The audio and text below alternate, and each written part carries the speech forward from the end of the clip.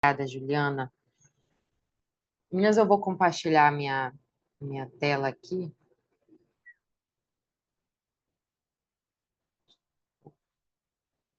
Opa, estou fazendo a outra propaganda aqui.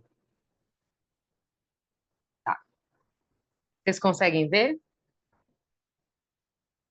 Dá pra ver, sim. Tá, beleza.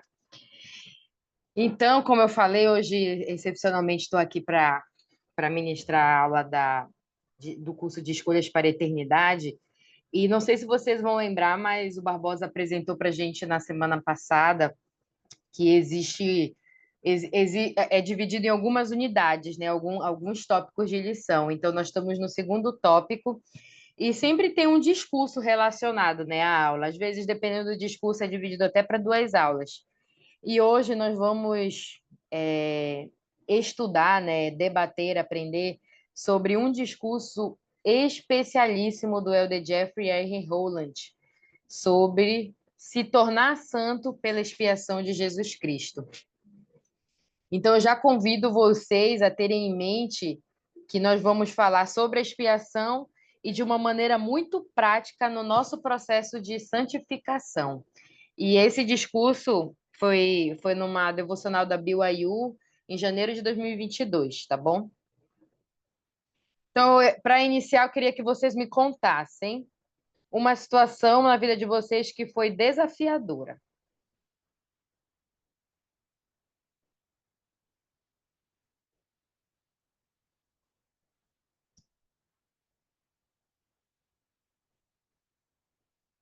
Pode ser em qualquer cenário, né? Seja profissional, pessoal, emocional, mas assim, lembrem de alguma memória, alguma situação muito desafiadora que vocês já passaram na vida.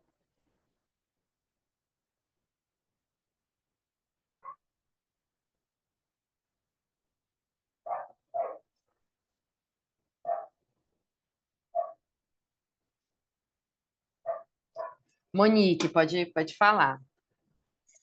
Eu acho que a primeira coisa que me veio à mente foi quando eu voltei da missão e eu tive que voltar para a faculdade, né? E eu não sei, né? Algumas pessoas têm um dom de lembrar, né, o que já tinha estudado e tudo mais, mas eu não, eu esqueci totalmente o que meu curso fazia, tudo, eu realmente esqueci. E foi muito frustrante para mim voltar estudar, né, depois de 2 anos parado, né, que teve a pandemia, teve a missão, e não saber das coisas, sabe? Então eu me sentia muito incapaz de fazer tudo, e para mim foi um desafio muito grande, né, começar do zero, em uma turma nova que eu não conhecia ninguém, enfim, não sabia o assunto, enfim, estava totalmente perdida, mas eu confiava muito no Senhor, sabe? Por ter servido uma missão, eu falava, o Senhor, ele vai me abençoar. Né? Então, com o tempo, demorou um pouquinho, eu tive que reaprender do zero as coisas que eu estudei e hoje, né, eu já estou bem situada e tudo mais e tive muitas bênçãos, né, que eu nunca tinha tido antes de ter ido para a missão em relação aos meus estudos e eu tive após, né? Então, para mim foi um desafio que eu pude enfrentar e pude ver a mão do Senhor, né, agindo ali por mim, que só Ele mesmo para conseguir fazer o que Ele fez naquele momento tão difícil da minha vida. Obrigada, Monique. E, Monique, tu consegue pontuar alguns sentimentos que você tinha enquanto estava vivendo esse desafio? Olha, eu me sentia muito, eu acho que sozinha, muito sozinha. Solidão. Uhum. Acho que era o maior sentimento que eu tinha era de solidão mesmo, de perdida. Obrigada, Monique. Solidão, realmente é bem comum se sentir sozinho numa situação difícil, né? Alguém mais? Alguém? Rapaz, que a vida de vocês está fácil. Acho que eu estou no mundo errado. Quem mais? Alguém mais teve alguma situação desafiadora na sua vida que gostaria de compartilhar?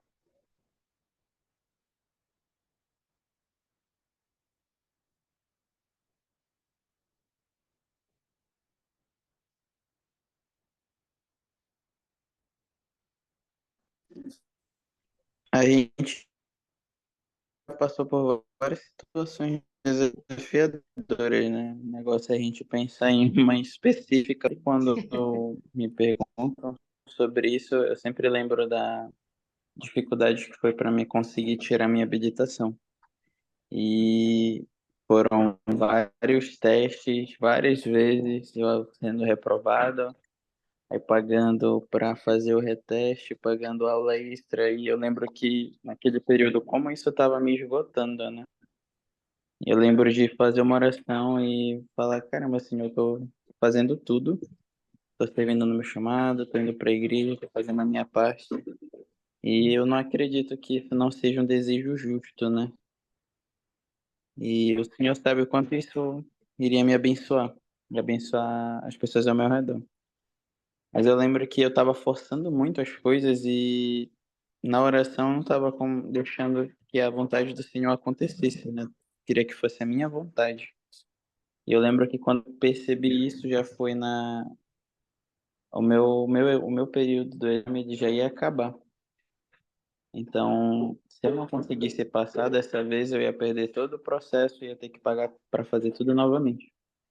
Aí eu lembro que eu falei, agora vai ser a última tentativa, tá nas tuas mãos. Se for para ser, vai ser, senão eu aceito andar de Uber pro resto da vida.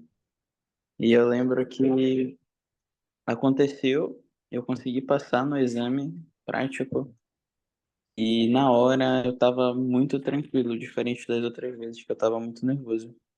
E na hora eu pude ver que naquele momento, dentre as outras vezes, a diferença foi que naquele momento eu realmente tinha deixado nas mãos do Senhor, que não importava confiando nele, né? E essa tinha sido a diferença. Obrigada, Marcos. E a mesma pergunta que eu fiz para a Monique, né? A Monique falou que o que ela mais sentia era a solidão. E qual era o seu sentimento principal nessa situação desafiadora? Acho que o que eu mais senti naquele momento, eu acho que era frustração, porque Frustração. na nossa cabeça, as coisas elas são mais simples do que a gente imagina, né? Na nossa cabeça faz sentido, né? Se eu um exemplo, né? Se eu tô plantando feijão, eu vou colher feijão. Mas a gente esquece que tem todo um processo para que a gente possa colher o feijão, né? Então, na minha cabeça, se eu estou fazendo tudo certo, eu já vou receber a bênção, já vou ser abençoado. Porque o nosso tempo é diferente do tempo do Senhor, né? Sim, Então, naquele momento, eu me sentia frustrado em relação a isso. perfeito, Marcos. Então, solidão pela Monique, frustração do Marcos. Matheus, No Marcos falou aí, eu lembrei de uma situação que eu passei também. Uma não, várias, né? Que não tava tendo habilitação. escolhe Mas, uma, né, Matheus? mas a primeira foi no momento em que eu decidi ser honesto. Porque no exame médico, eles perguntam, né? Se a gente toma algum tipo de remédio controlado, algo assim. E se toma ou se já tomou. E eu tinha tomado, né? Quando eu voltei de missão, eu tava tomando. E quando eu tava tirando a habilitação, eu ainda tava como missionário. E eu me vi naquela situação de, se eu colocar que eu já tomei remédio, provavelmente vai dar algum problema, né? Mas eu não posso mentir também, porque eu sou Elden, então, tipo, por mais que seja algo besta ali, né? Tipo, que ninguém ia saber, ou que não ia ocasionar em nada grave, eu me vi numa situação em que eu senti que deveria ser honesto, né? Uhum. Só que nisso sendo honesto, a médica, ela só falou que eu só poderia dar continuidade no processo quando eu trouxesse um laudo médico psiquiátrico me liberando para dirigir. Então, tipo, por causa da simples honestidade que eu tive, isso me trouxe uma dificuldade, né? E eu fui Sim. atrás de exames de clínicas para dar continuidade, e os psiquiatras eles não queriam dar um laudo assim, né? Simplesmente por não me conhecer. Então, isso seria meio que muito arriscado para eles dar o nome para alguém dando autorização, sendo que não me conhecem. Então, eles queriam que eu pagasse uma série de consultas para que eles pudessem me conhecer para depois dar o laudo. Só que uma consulta no psiquiatra é muito caro. Então, o mais barato que eu consegui ali para conseguir o laudo foi R$ 400, né? Então, tipo, por causa de uma honestidade simples, o meu prejuízo foi de R$ 400. Então, tipo, essa foi uma dificuldade que eu enfrentei, né, naquela época. E, Matheus, qual foi o sentimento que você teve principal aí nessa situação difícil? Confusão, né? Porque, tipo, eu tava fazendo algo certo e acabou. Confusão. Mas aí, algo que o Marcos falou, e que tá na minha cabeça até agora, domingo, em um discurso na conferência da ALA, o conselheiro da Estaca, ele falou que os nossos problemas, algumas vezes, é como uma pedra que a gente coloca bem próximo do olho. E aquela pedra parece ser muito grande, mas se a gente jogar ela no chão, a gente vai ver o tamanho real dela. Então, tem É, muita questão de perspectiva aí. verdade, Matheus. Então, obrigada, pessoal, por compartilharem isso. E eu gostaria que a gente, além das experiências, a gente pudesse ter em mente aqui para os próximos passos da nossa aula aqui, esses sentimentos que vocês falaram, né? Solidão, frustração, medo de, eu vou fazer o certo, mas caramba, vou ser prejudicado, confusão, né? Será que vai dar certo? Será que não vai dar certo? Como que vai ser daqui para frente? Então, na nossa vida mortal, nós já experienciamos isso aí com as experiências de vocês, né? E não é novidade para ninguém que quando nós viemos para cá, nós íamos estar suscetíveis a isso. O Elder Holland, ele fala assim: algumas lições da vida serão difíceis e talvez vai ser pedido a nós que enfrentemos algo que a gente nem imagina que a gente vai enfrentar e que a gente consegue enfrentar e certamente mais do que a gente queria. Então, por mais que a gente dissesse, tá, ok, vai lá para a Terra, né, vai enfrentar as provações, vai se desenvolver através delas, mas nós vamos enfrentar desafios que na nossa imaginação nem conseguimos projetar. E certamente o nosso desejo como ser humano nem é passar por isso que vai ser algo desafiador para nós, né? Difícil. E o que ele diz, né, é que existe uma lição nesses desafios. O discurso do Elder Holland, ele é construído em cima de uma história muito difícil mesmo, da família Russell. E talvez vocês lembrem, né, ele comentou um pouco dessa história num discurso em 2016. E nesse discurso ele abrange mais sobre essa história da família Russell. Então, eu vou passar um vídeo agora que eu gostaria que vocês tivessem bastante atenção, porque através da história da família Russell que nós vamos tirar algumas lições, tá bom? Para discutir durante a aula.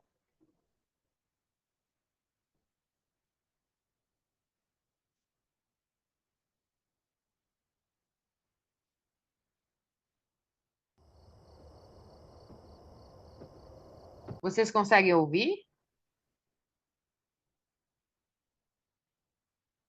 Vocês conseguiram ouvir esses segundos? Não. Sim, eu ouvi. Sim?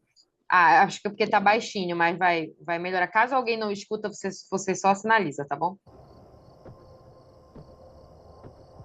Eu me perguntava como seria possível voltar a viver.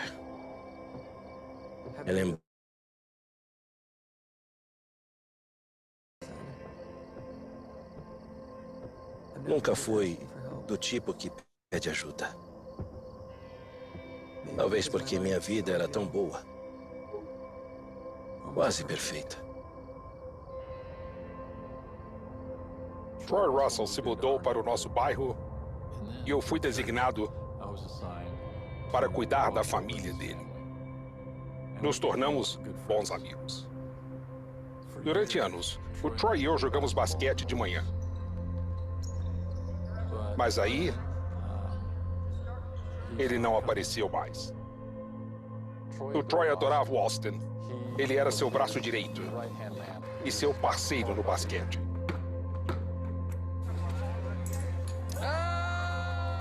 Ele e o Austin tinham uma ligação muito forte. O basquete os unia e era também um lembrete do que ele tinha perdido.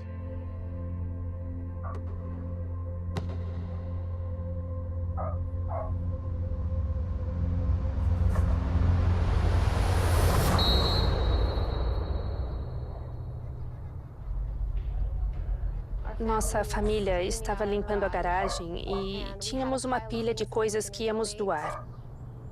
A caminhonete estava na rua. Quando estava 80% cheia, eu pensei, por que estamos carregando tudo isso até a rua? Então eu dei ré até a garagem, para ficar mais perto e terminarmos de colocar as coisas. Eu liguei o carro e comecei a andar. E eu senti o carro passar em cima de alguma coisa.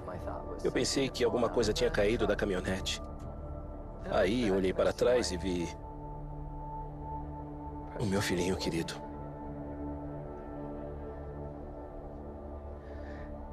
Eu sabia exatamente o que tinha acontecido, então peguei meu celular e chamei uma ambulância.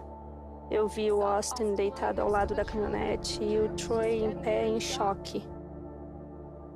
Foi aí que comecei a entrar em pânico e comecei a me desesperar. De repente, estávamos indo atrás de uma ambulância. Aí chegamos ao hospital. E em seguida, um capelão veio conversar com a gente. E assim que soubemos como o acidente tinha acontecido, foi mais uma dor. Porque a gente já sabia que o Austin tinha falecido, mas também tinha a dor do Troy. Para mim e Deidre, a vida não tinha mais nenhuma alegria. Parecia que uma casa tinha caído em cima de nós e não conseguíamos nos mover. Era difícil até de respirar. Era difícil até conversar um com o outro, não sabíamos nem o que falar. Apesar de ser muito difícil para mim, eu sabia que era muito pior para o Troy e me doía muito vê-lo assim. Dizem que o luto é difícil e é verdade. Parece que é um peso enorme que está sobre você e você não consegue se livrar dele sozinho. Eu não sou de orar muito pelos meus amigos, mas orei pelo Troy. Ele ainda tem 4 filhos e uma esposa para cuidar, uma empresa para administrar. Como posso ajudar? Havia muitas pessoas tentando ajudar a cuidar das necessidades materiais. Então, quando eu ia lá, parecia que não tinha nada o que fazer. Eu tentei várias coisas diferentes. E o basquete foi uma delas. Uma coisa que eu fazia sempre era jogar basquete bem cedo, mas isso era a última coisa que eu queria fazer. Era difícil para o Troy sair da cama e com certeza ele não ia levantar, pegar o carro e ir até lá sozinho. Então pensamos, vamos mostrar o quanto nós o amamos e trazê-lo de volta para algo parecido com o normal. Quando liguei para o Troy, ele não ficou muito animado. Ele veio me pegar às 5h15 da manhã. Se ele não tivesse ido me buscar, eu teria ficado na cama. Eu falei para ele que eu ia entrar e tirá-lo de dentro de casa se ele não estivesse lá fora. No carro, eu comecei a conversar. E o Troy adora conversar. Falei sobre o que eu estava passando, aprendendo, sobre o que eu sentia. O John só ouvia. Se a gente tivesse uma banda, ele seria o vocalista. Eu estaria em algum canto tocando baixo ou outra coisa. Ele gosta de falar.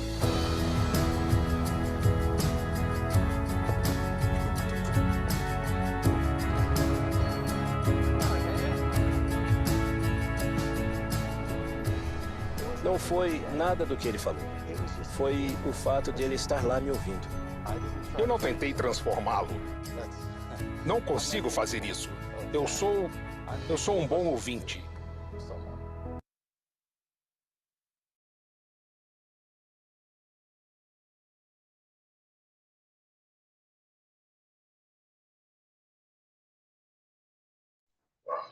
Então, pessoal, que momento difícil foi esse que o Troy e a Deidre passaram, de acordo com o vídeo?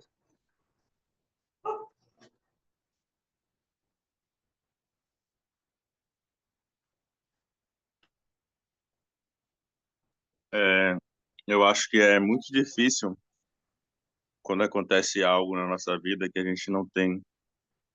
Simplesmente aconteceu, né? Tipo a chuva. A chuva cai, a gente queira ou não.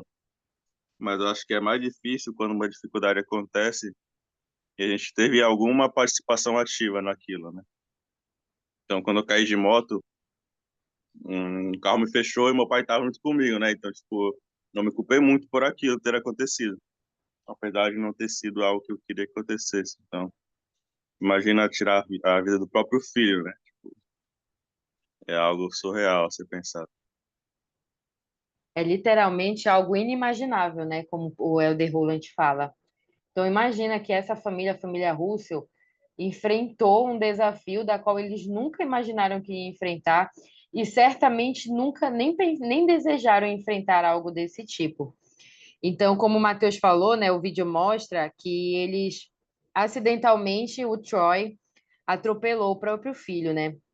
Então, eles tiveram que lidar com muitos sentimentos, a gente mostra lá, né? Eles se sentiram tão mal que eles não conseguiam se reerguer, respirar, eles não conseguiam falar um com o outro, eles tinham outros filhos e eles não conseguiam reagir para a vida, né? Então, eles sentiram muitas coisas, assim como vocês já sentiram na dificuldade de vocês, eles sentiram coisas realmente difíceis de suportar. O rei Benjamim, lá em Mosias, no capítulo 3, ele fala, ele fala, fala de algumas coisas da nossa mortalidade, né? E com relação às nossas dificuldades. E eu gostaria, por favor, que a Juliana, você pode ler para nós, Juliana? Posso ler. Porque o homem natural é inimigo de Deus e tem sido desde a queda de Adão e sê-lo-á para sempre. A não ser que ceda ao influxo do Santo Espírito e despoje-se do homem natural e torne-se santo pela expiação de Cristo, Senhor. E torne-se como uma criança, submisso, manso, humilde, paciente, cheio de amor, disposto a submeter-se a tudo quanto o Senhor achar que lhe deva infligir, assim como uma criança se submete a seu pai. Como que essa escritura ela se relaciona com os desafios que vocês enfrentam, que nós enfrentamos, e com o desafio que a família Russell enfrentou? Como que essa escritura se relaciona?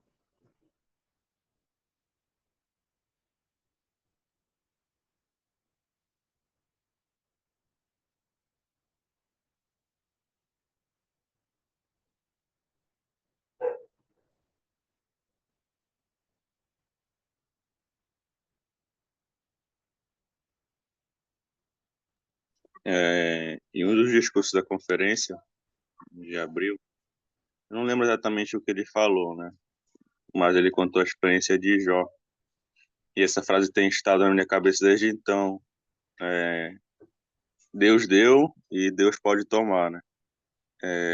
Acho que é literalmente isso em relação a submeter-se à vontade do Pai, né? Quando a gente se torna-se como uma criancinha.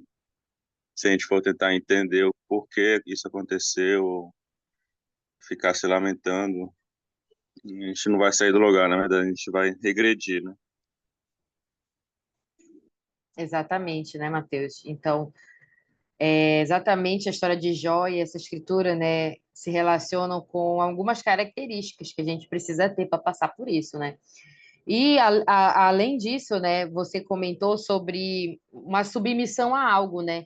Então tem uma frase nessa escritura aí que eu gostaria que a gente desse atenção, né? O que significa submeter-se a tudo que o Senhor achar que lhe deva infligir? O que isso significa para você, essa frase?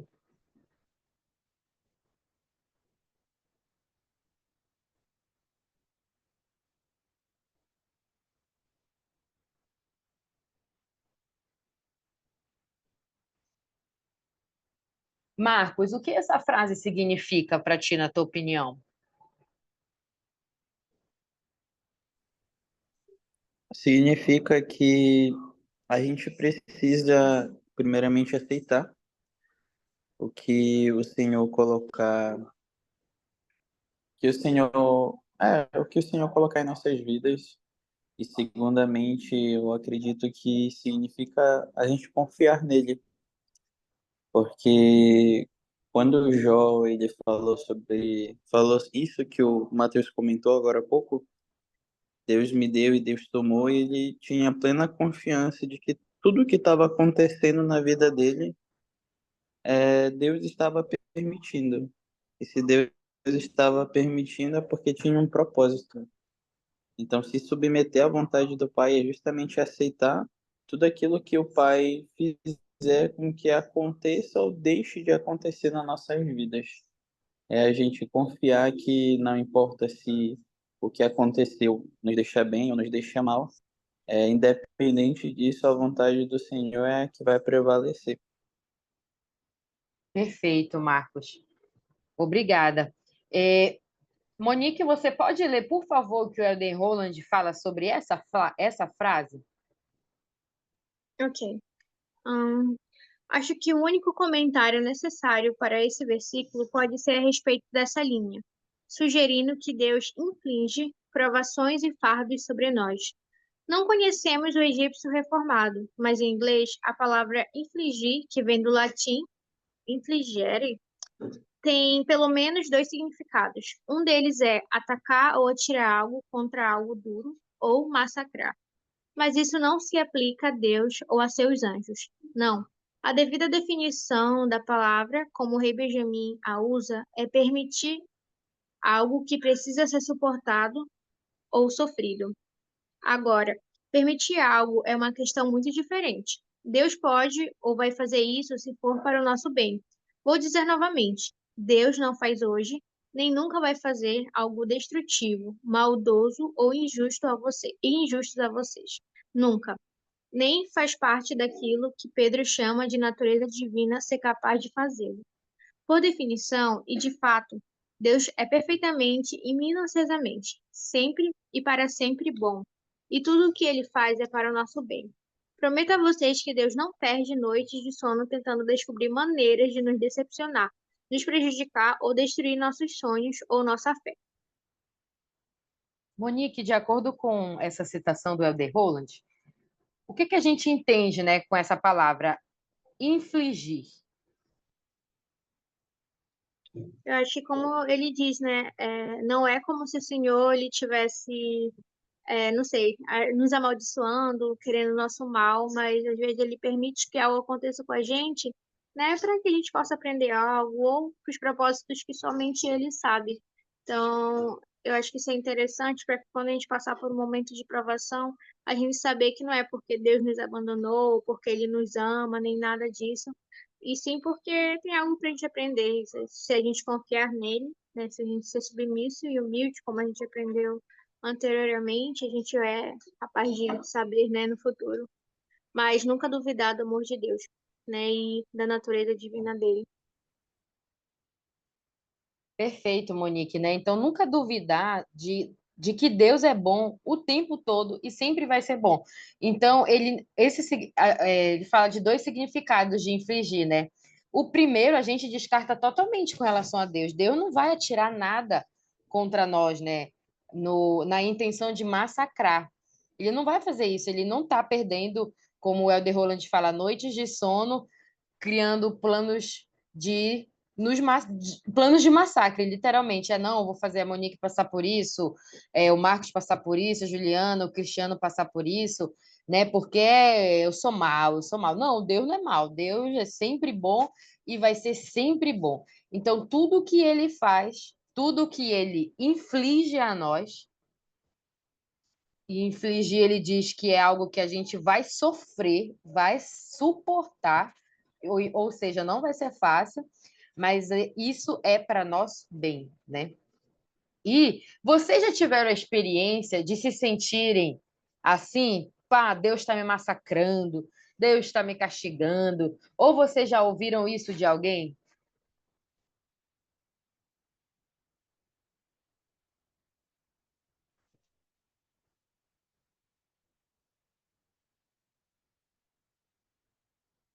Eu já tive, né? Eu lembro que recente, né? Uma amiga minha, ela enfrenta anos com a mãe debilitada, né? De doenças físicas. E aí ela uma vez, né? Em momentos muito difíceis, que ela já teve vários momentos muito difíceis. E as coisas só pioram, assim. Os anos foram passando e, apesar dos tratamentos, as coisas só se tornaram muito piores. E aí, uma vez ela falou para mim, né? Ela disse assim: amiga, eu não sei por quê. Eu sei que a minha mãe foi uma pessoa ruim, né? A minha mãe fez muitas coisas erradas. Mas eu não acredito que existem pessoas que não merecem mais castigos do que a minha mãe. E aí eu tive a oportunidade de falar para ela e esclarecer para ela que Deus não é um Deus de massacres, desse sentido que ela estava pensando, não é um Deus de castigo. O que nós sofremos são consequências de nossas escolhas, né? Então, algumas provações, dificuldades, momentos desafiadores que a gente vai viver é porque a gente escolheu, né? Isso aí faz parte do arbítrio, a gente não vai poder excluir. Então, alguns sofrimentos é porque a gente escolhe, mas outros é porque foi nos infligido por um pai e que a gente deve buscar ter, que não é fácil, o comportamento de submissão, de humildade. Mas eu pude falar para ela, né?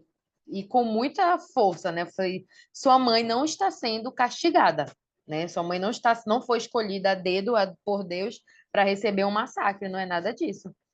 Então, se vocês já se sentiram assim ou conhecem alguém que se sentiu ou se sente assim, esclareçam isso, né? Usem as palavras do Elder Holland, que esclarece esse pensamento. Isso é uma mentira, né? Satanás quer que a gente acredite nisso, mas isso é mentira. Deus não é um Deus que massacra os seus filhos. Ele inflige coisas difíceis de suportar, mas para o nosso bem. Mas essa palavra massacre e castigo, não faz parte da natureza divina do nosso Deus. E aí, pessoal, eu pergunto na prática, já sabemos, né? Por exemplo, a família Russell passou por um momento muito difícil. Vocês já passaram ou vão passar, né, algum momento por momentos muito difíceis. O que torna vocês mais fortes para suportar esses momentos de refinamento?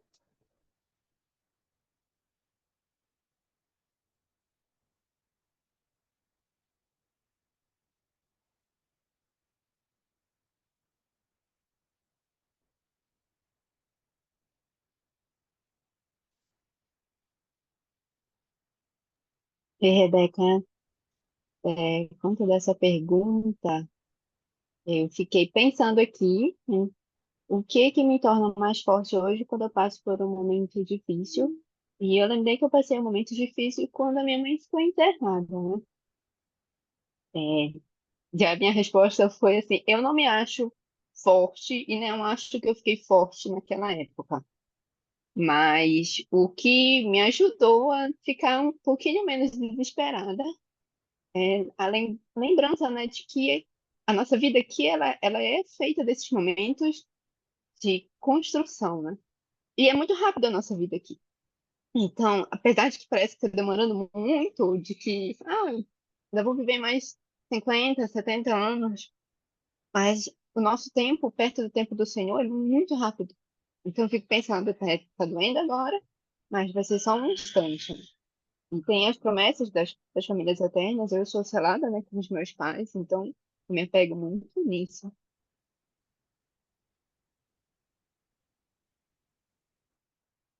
Obrigada, Juliana. Então, é importante a gente lembrar das promessas, da doutrina, para esses momentos que eu quero dia a dia, né? O que a gente participa, a gente faz, a gente pratica, que vai nos fortalecendo para que quando chegam esses momentos nós conseguimos suportar. Além disso que a Juliana falou, né? O que vocês estão fazendo ou já fizeram?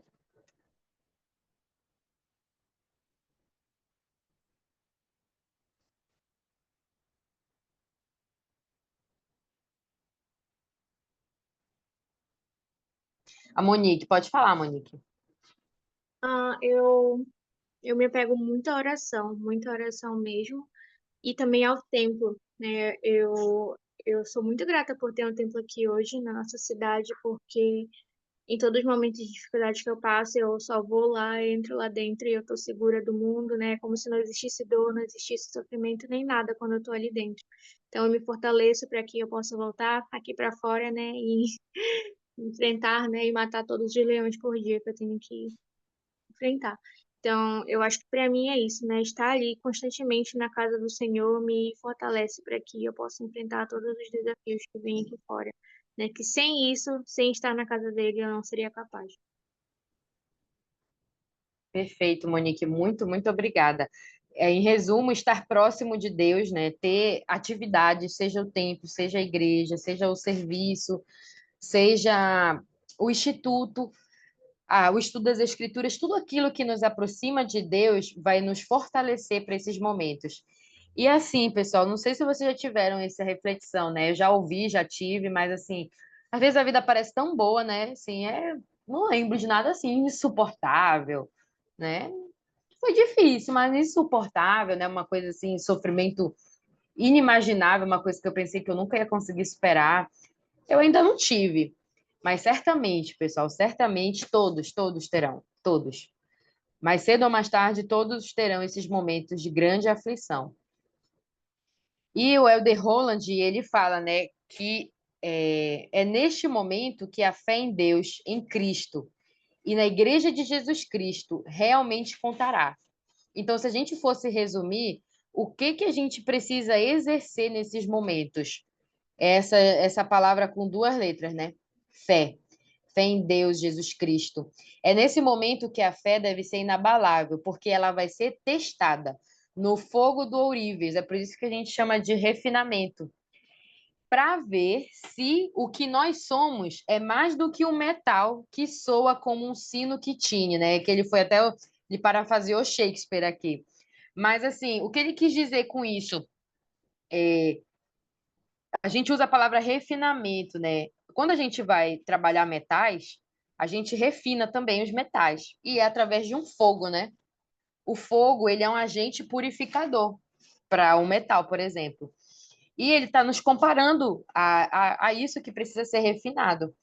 E aí é nesse momento de grande aflição que nós vamos ver se somos só um metal que faz barulho, né?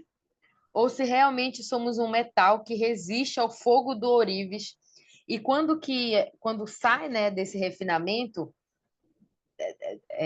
desse ataque ao fogo, né, dessa aflição, que tipo de pessoas nós estamos nos tornando? Será que o refinamento combina, né? Ou será que a gente perde a fé, né? A gente abandona a nossa fé, abandona as nossas práticas, abandona Deus, reclama, ataca a Deus, fica com raiva. Então, é a nossa fé que é testada, né? Para alguns, a gravidade da provação pode ser semelhante à prova final numa classe, né? Uma prova. É então navegando no que Hamlet chamou de um mar de obstáculos que pode ser necessária toda a fé que você tenha, apenas para manter sua pequena embarcação à tona. Então, novamente, ele parafraseia, né, dizendo que a nossa vida mortal é um mar de obstáculos. E a nossa fé, né, a nossa fé vai manter a nossa pequena embarcação à tona, né? Vai apenas manter a nossa pequena embarcação à tona. Eu acho interessante que ele não fala assim de, nosso barco vai fazer manobras surreais, maravilhosas, né? Mas a nossa fé mantém o nosso barco ali, à tona. E com isso em mente, gostaria que a gente olhasse para essa imagem, lembrando dessa comparação poética, né? O mar agitado aí nessa imagem, né? O que vocês veem nessa imagem relacionado a esse assunto, né? Essas aflições insuportáveis que nós passamos? Qual a interpretação olhando para essa imagem?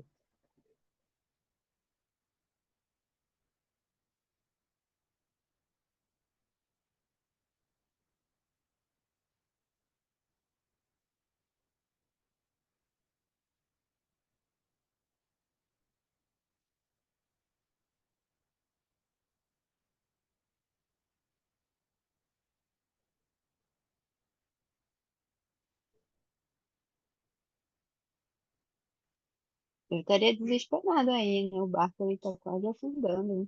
Quase naufragando, na verdade. Um barco está quase afundando aí, está recebendo bastante ataque das águas, né? Que mais? Que elementos tem nessa imagem que a gente pode trazer de aprendizado? Eu tava vendo da ambulância, né? Que, tipo, o avião.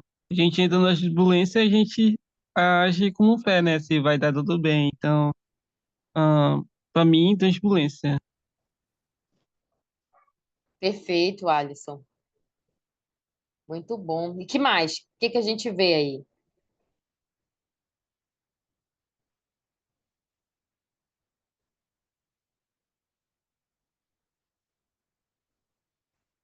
Eu vejo uma coisa que a Monique contou na experiência dela, né? Tem uma pessoa sozinha. Ela falou de solidão, né? Um sentimento que ela teve no desafio dela. Então, nesse mar tempestuoso, que já está quase afundando o barquinho, tem uma pessoa sozinha. Então, essas experiências, se ainda não tivemos, vamos ter, similar ao que Jesus Cristo passou no Getsemane. O Elder Holland fala sobre isso no discurso dele. Experiências sozinhos. Vai ser um sofrimento individual. Vai ser um refinamento individual. Nós vamos experimentar o fogo do ourives individualmente e vamos estar, entre aspas, sozinhos. Além disso, né, pessoal, nessa imagem, eu gostaria que a gente fizesse o seguinte: lembra da escritura lá de Mosias? Que tipo, ok, eu já estou no mar, né? O negócio está pegando aí, as águas estão muito tempestuosas, eu estou sozinho, mas de acordo com Mosias 3,19, que tipo de homem, de mulher eu devo ter de características para enfrentar um mar tempestuoso como esse?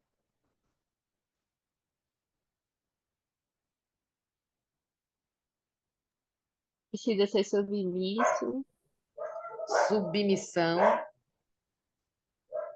submissão a Deus. Que mais?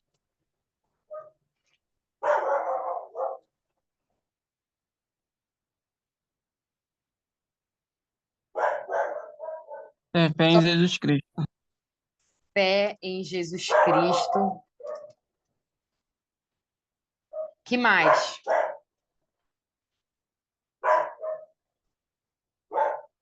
Pensem vocês aí nesse mar aí, enfrentando tantas dificuldades.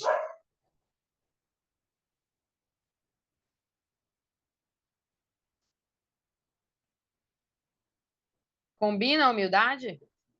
Acho que combina, né? Humildade. e paciente também, né?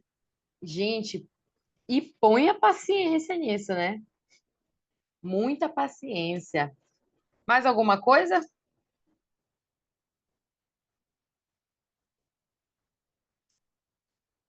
Combina também? Esperança? Eu acho que quando eu olho para essa imagem, né, eu vejo a esperança aí naquele raio de luz, né? Então, por mais tempestuoso que tenha, né, nevas, nuvens negras carregadas de chuva e o mar furioso, mas essa luz aí, ela me lembra de que há esperança e de que nada, nada, nada, nada, nenhuma aflição é para sempre e nenhuma aflição é acima daquilo que eu posso suportar, porque Deus não é um Deus de massacre. E eu gostaria, né, que vocês pudessem lembrar disso, né, e pudessem fazer uma reflexão, não precisam responder, mas dentro da preparação de vocês para os momentos difíceis, vocês já passaram por alguns, já adquiriram algumas dessas coisas, mas vocês vão passar por outros. E o que vocês estão fazendo para adquirir essas coisas aí? Submissão a Deus, fé, principalmente a fé, para serem pessoas humildes, pacientes e esperançosas. O que que você tem colocado na sua vida para desenvolver essas coisas? Podem refletir, né? Fica para vocês refletirem. E por fim, pessoal, gostaria de trabalhar com vocês, para nós finalizarmos a nossa aula. O Elder Holland, nesse discurso, ele fala da graça, a graça celestial. O que que é a graça? Rapidamente, alguém consegue me dizer assim, em uma frase, o que que é a graça?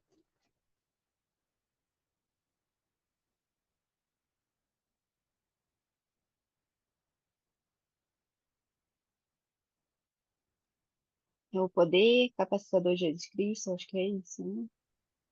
O poder capacitador de Jesus Cristo. Tem alguns acréscimos, às vezes, a esse conceito, mas é simples assim, né? É um poder para capacitar a gente. Então, nós vamos conseguir fazer coisas que a gente não imagina que a gente consegue fazer, enfrentar desafios que a gente não consegue, não imagina como é que a gente vai enfrentar. Assim, é um negócio bem difícil, é desses problemas que a gente está falando. E a graça, ela é um poder que faz com que a gente consiga passar por isso. Então, lembrando da situação da família Russell, né? Imagina, né? Eles acidentalmente, o Troy matou o próprio filho. E, pessoal, os desafios deles não pararam por aí. O Elder Holland, ele continua, né, nesse discurso da BYU contando que vocês viram, né, tinha uma foto lá dos outros filhos. E era um sonho da mãe, né, da Didra, ver o filho dela mais velho ir para a missão. E quando ele estava se preparando para a missão, já tinha recebido o chamado de onde ele ia servir, eles estavam voltando de uma viagem e em uma curva lá na estrada, eles sofreram um acidente muito feio mesmo. Então, imagina, eles já tinham perdido um filho com uma dor horrível, eles sofreram um acidente com o filho que ia para a missão. O filho viveu, tá? O filho viveu. Ele ficou bem. Depois de algum tempo hospitalizado, ele ficou bem e conseguiu continuar sua preparação para a missão. Mas a Didra, ela teve 56 dias na UTI. Ela teve lesões que o Elder Holland, com as palavras do Elder Holland, ele não consegue descrever isso de uma maneira menos assustadora no discurso dele. É realmente algo inimaginável o que o corpo dela sofreu. E aquilo que era um sonho de ver o filho se preparando para a missão não aconteceu, porque ela estava hospitalizada, ela está viva, né? Ele até diz assim, amém, que ela está viva, né? Mas é motivo de grande felicidade. Mas ela é dependente de uma hospitalização, né? Ela vive no hospital. E foram muitos dias, né? Ele conta que foram 132 dias para ela sair de uma situação de muita dor assim, uma coisa horrível, né? Algumas lesões, ela sofreu algumas fraturas expostas que elas não puderam ser fechadas, elas não puderam ser resolvidas com casos cirúrgicos, por exemplo. Então, pessoal, assim, ele detalha muito mais isso no discurso dele, né? O sofrimento da Didra. Então, imagina, né? Depois disso, poxa, já passei mais do que o suficiente com a experiência do meu filho, do que é difícil. E aí, de novo, eu passo por a nossa família passa por essa situação também muito difícil. E o mais triste, né, assim, além de tudo isso, foi que esse acidente na estrada foi causada por um choque num caminhão de um membro inativo da igreja que estava alcoolizado. Então, o Elder Holland, ele conta que essa história tem vários pontos de vistas, né? Tem o ponto de vista da pessoa que causou o acidente porque estava dirigindo alcoolizado.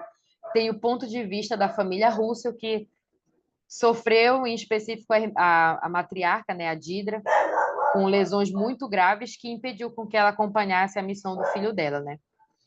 E aí ele diz assim que com essa história, né, essa segunda parte da história da família Russell, a gente extrai 3 lições.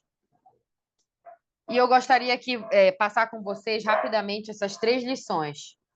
A primeira lição, eu vou pedir para a Monique ler para nós, Monique, até o primeiro ponto, né, causados, por favor. Uma coisa que esse irmão e sua família nos ensinaram é que, quando cometemos um erro, seja grave ou não, devemos sentir genuíno remorso e tristeza, e devemos assumir a responsabilidade pelos danos e sofrimentos causados. Monique, por favor, ele fala isso do irmão que dirigiu alcoolizado e causou essa aflição muito grande para a família Russell. Leia, por favor, Monique, a carta que este irmão alcoolizado enviou à família. Um pedaço, tá? Foi uma carta de 8 páginas. Gidria, sinto-me tão mal pelo que fiz a você. Meu coração está despedaçado. Meus pulmões não conseguem respirar. Sinto muito pela dor que você está sentindo. Troy, você é um anjo por me perdoar. Sinto muito por vocês já terem passado por tanta coisa em sua vida e agora tudo isso por minha causa. Mas estou indo à igreja novamente. Estou lendo as escrituras todas as noites. E, por favor, diga a seus filhos que sinto muito por ter machucado a mãe deles. Didra, eu sei que quase tirei sua vida, mas se isso importa, você salvou a minha, preciosamente. Então, que lição, pessoal? Qual é a primeira lição, de acordo com esse trecho e a carta do que causou o acidente? O que vocês aprendem? O pensamento da atenção que ele pediu perdão, né? Todo esse sofrimento que ele causou à mãe dos jovens. Tipo, né? Que ele falou, pediu desculpa, né? Então, isso é o primeiro que nós devemos é, falar, né? O perdão, né? Que a gente recebe também de volta. Perfeito, Alisson. Então, a primeira lição, né, a gente pode resumir aqui. Diante dos nossos erros, do que a gente causa para as pessoas, nós devemos sentir um genuíno remorso e tristeza, né? E tentar reparar aquilo ao máximo do que a gente consegue, né? Poxa, essa situação aí, né? Essa da família russa, como é que repara, né? Então imagina como ele não se sentiu, né? Mas o que chama atenção também, além disso, é que isso fez ele voltar às atividades na igreja, né? A se aproximar de Deus. Ele disse: "Eu quase tirei a vida de alguém, da Didra, mas ela salvou a minha vida." Então, primeira lição, vamos sentir remorso e aprender, né? O que, depois do que eu causei, o que eu tiro de lição para ser melhor? Segundo, Juliana, pode ler para nós a parte que está grifada ali no início. Aqui, né? Assim como o transgressor busca o perdão como parte da busca por alívio e paz, nós precisamos perdoar. Só Então, isso, continua. só isso, por favor. Segunda lição é que a gente tem que perdoar. E o que eu acho interessante é que o Elder Roland, ele fala assim, acho que está aqui. Por mais irados, imaginem que Troy e Didra tivessem, eles sentiram que não deveriam reter aquele perdão, né? Eles não deveriam, não vou perdoar, não. E também o Elder Roland, ele fala bem aqui no final, o que fizemos pode não ter sido tão grave. Talvez a gente nunca tenha causado algo como este rapaz causou, mas nós cometemos erros, e alguns deles foram erros graves, e ele até se inclui nessa lista. E ele diz assim, que nós devemos buscar a Deus, mesmo na nossa angústia, concedendo perdão ao necessitado. Então, a segunda lição, mesmo que a nossa dor seja muito grande, esses momentos angustiantes, nós devemos conceder o perdão ao necessitado. Terceira lição, Monique, pode ler para nós, por favor, a primeira frase e até a última pergunta, assim, se importa comigo. Ok. Aquietai-vos e sabei que eu sou Deus. A família Russell pode ter exclamado algumas vezes: por que eu? Por que nós? Por que de novo? Ou o quanto temos que enfrentar na vida? Ou Deus realmente se importa comigo? Vocês já fizeram essas perguntas, né? Eu acho que também no lugar deles me faria em algum momento, né? Essas perguntas. Por quê, né? Por que isso está acontecendo comigo? Mas qual é a lição? Aí tá, a lição principal tá aí no que a Monique leu. Qual é a lição principal? Lição 3, né? Se vocês fossem resumir em uma frase. Acho que é ter fé, né? ter fé. Aquietar, ter fé e saber que Deus é Deus.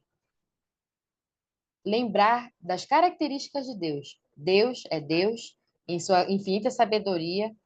Eu vou me aquietar, buscar me aquietar e entender, né? Que Deus é Deus e Ele está fazendo isso por algum motivo para o meu bem. Então, o Elder Roland, ele fala, em vez da gente ficar se martelando com uma bigorna assim, né? Oh, por quê, por quê, por quê, por quê, né? Não pulem do navio, não fujam desse sofrimento, né? Deixem a sua alma ser refinada. Não guardem ressentimentos com relação à bispa, presidente de missão, a Deus. Permaneçam com a única ajuda e força que pode auxiliar nesse momento doloroso. Então, se a gente começar a questionar por que Deus, não quero, vou me revoltar contra Deus, vou ficar com raiva, ressentimento de pessoas e de Deus. É a única pessoa, o único ser que tem poder para nos ajudar nesses momentos difíceis. Nós vamos estar nos afastando, né? Quando ele fala assim, quando a gente está com ferimentos, a gente não foge do médico, né? É ele que pode ajudar a gente a não pular desse navio. Mas é nesse momento que a fé deve realmente significar alguma coisa, como a Juliana falou, né? De fato, é nesse momento que a gente vai dizer, demonstro a minha fé, né? E por fim, pessoal, o Elder Roland ele diz assim, olha, se vocês estão passando por momentos difíceis, bem-vindos, bem-vindos. Ele dá umas boas-vindas a eles, bem-vindos ao conceito de paciência, porque paciência é isso, não é, talvez, a essência da paciência não é, vou ficar escutando aqui a pessoa falar por horas, né? Não, mas ele fala que, quando o Rei Benjamin fala da paciência nesses momentos, é isso. Bem-vindos à paciência, né? Para suportar essas coisas. Bem-vindos à falta de conhecimento, né? De tipo assim, cara, eu não sei por que eu estou passando por isso, não sei o que vai ser do futuro, mas eu vou acreditar no meu Deus. Então, bem-vindos à falta de conhecimento, bem-vindos à confiança no Pai Celestial. É nesses momentos que vocês vão entender o que é confiar no Pai Celestial, nas suas promessas, né? Essas são as boas-vindas que o Rei Benjamin deu a nós, né? Bem-vindos. Então, se a gente passar por momentos difíceis, nós vamos estar sendo levados a alguma coisa e bem-vindos, né? Bem-vindos a isso. E, por fim, eu gostaria que a Monique pudesse finalizar com a promessa que o Elder Roland deixa para nós. Ok. Meus amados jovens amigos, também deixo o meu testemunho com vocês. Testifico que, quando a vida lhes trouxer decepção ou tristeza, e ocasionalmente isso acontecerá, o Evangelho de Jesus Cristo e a igreja que defende a plenitude deste Evangelho são verdadeiros e fortes. Eles são o que o salmista chamou de refúgio para o oprimido, um alto refúgio em tempos de angústia. Obrigada, Monique. Então, eu deixo essa aula, pessoal, prestando meu testemunho, que eu sei que a Igreja de Jesus Cristo, não como local, mas tudo aquilo que nos aproxima de Jesus Cristo, esse sim é o refúgio que nós vamos precisar, já precisamos e vamos precisar para momentos de extrema angústia, momentos que inimagináveis, mas que são o nosso refinamento. É Jesus Cristo que é a fonte da fortaleza, da verdade, da cura, o refúgio, o alívio, é Ele. E eu presto meu testemunho dele em nome de Jesus Cristo. Amém. O Alisson, você pode fazer a última oração para nós, por favor? Posso sim, com licença. Querido Pai Celestial, que essa pessoa esta noite e que nós possamos aplicar esse conhecimento. E obrigado pela vida, obrigado por esse evangelho estourado aqui na Terra. Que nós possamos também dormir em, em paz, que amanhã possamos acordar e fazer nossas metas. E essa é a minha ação que eu deixo em nome de Jesus Cristo. Amém. Amém. Obrigada, pessoal. Boa noite.